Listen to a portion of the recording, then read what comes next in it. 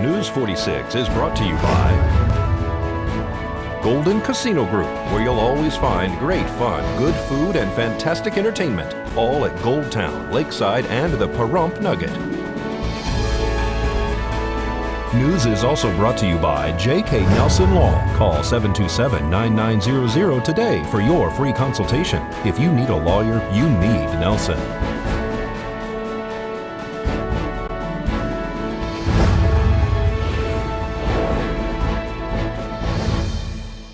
Tonight on News 46, 5 people in a convertible are injured when their car rolls. The Valley Cruisers to hold their annual show and shine, and Nathan Adelson Hospice is having a butterfly release. News 46 starts now. You're watching KPVM News 46 with Deanna O'Donnell.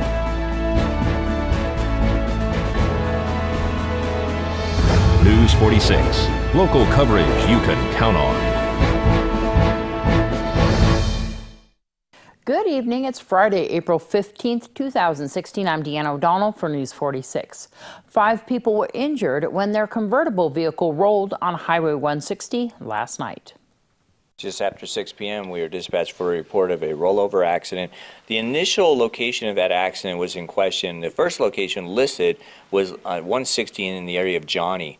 However, as we were preparing to respond, we got an updated address of possibly between Irene and Mesquite. We found that to be the better location, obviously. Upon arrival, within about a minute, we found one vehicle off of the roadway resting on its roof. Did a scene size up risk assessment. We found that there was no additional scene hazards. However, at a head count, there was at least 5 people that were on the ground at the accident site with one person trapped on the underside of the overturned vehicle. And these people were possibly ejected from the vehicle? Yeah, from the evidence that was on the scene, it appeared that all of them had been ejected. It was a convertible type car. It appeared that at some point when it went into its rotations, the occupants were ejected and were in various locations around the car. So you, at this point, brought in Mercier. 2 aircrafts? Well, what we actually did was we actually operated under like a mass casualty incident. So we added 2 additional medic units. The heavy rescue responded, as well as 2 Mercier helicopters.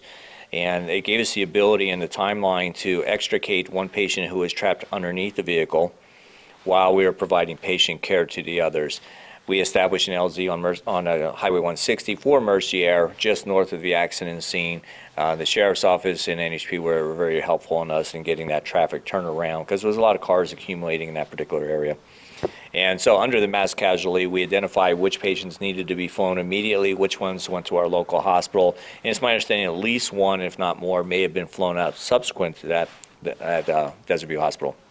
And so tell me about the extrication of a patient that's underneath that convertible vehicle. The extrication portion was assigned to both Rescue 15 and Engine 1 under the direction of Lieutenant Perry, and what he did is part of his almost like a micro size up.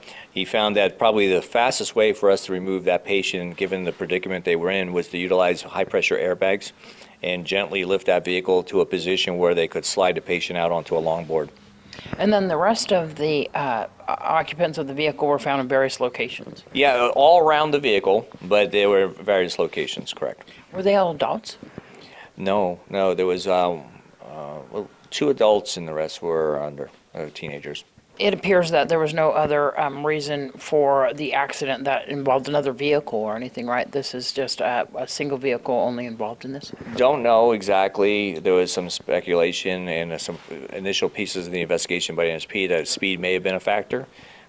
Control, I don't know if who was actually operating the vehicle, but there was some concern about who was operating and whether or not they were licensed. So that's all part of the ongoing investigation.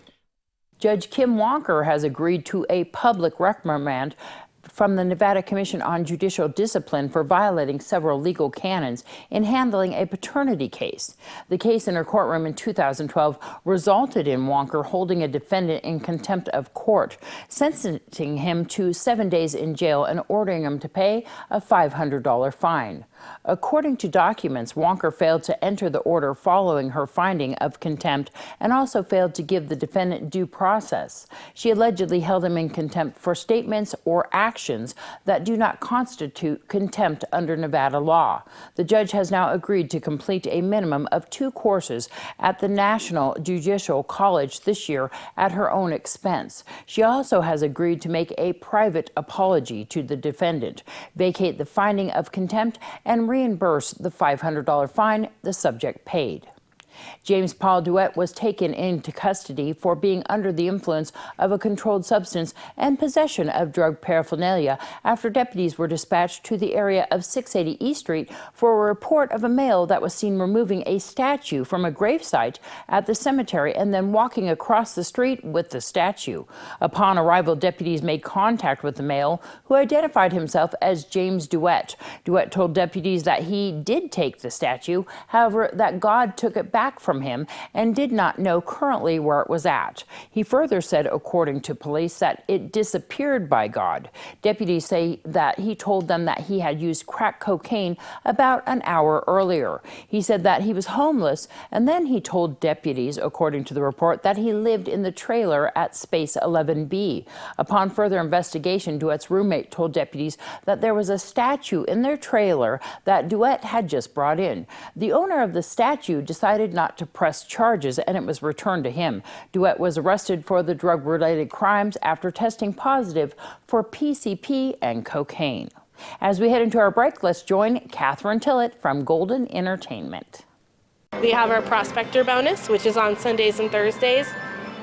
You can win comp dollars, free play, and bonus points as well. And then anything else going on? The 15th of this month, we'll have 3 times comp dollar days. So it's, of course, tax day. Tax season is ending. So we're celebrating with giving 3 times comp dollars on all slot machines. And this is at all properties? All properties, yep. And so tell me about the Gold Mine Rewards card, because that is just one card for all 3 properties, right? Yes, so that actually jumped, that we kicked that off March 1st. So it's 1 card now for all 3 properties. So you can go from Lakeside to Gold Town all the way to the Nugget, and you can utilize your points and your play is all associated on 1 card now. And so you can get that at the Players Club? Yep, correct. We actually have an enrollment kiosk here as well, so you just stick your driver's license in, it'll pop your driver's license right back out, it just reads the little barcode on the end of it, and it'll set you up with an account, print you out a card, and you're good to go. Or you can also visit the casino host area or the Players Club, which is located inside the cage, and they can get you a card as well. So for more information on any of these promotions, you can talk to the Players Club, and they will give you all the details and even help you out. Absolutely, absolutely.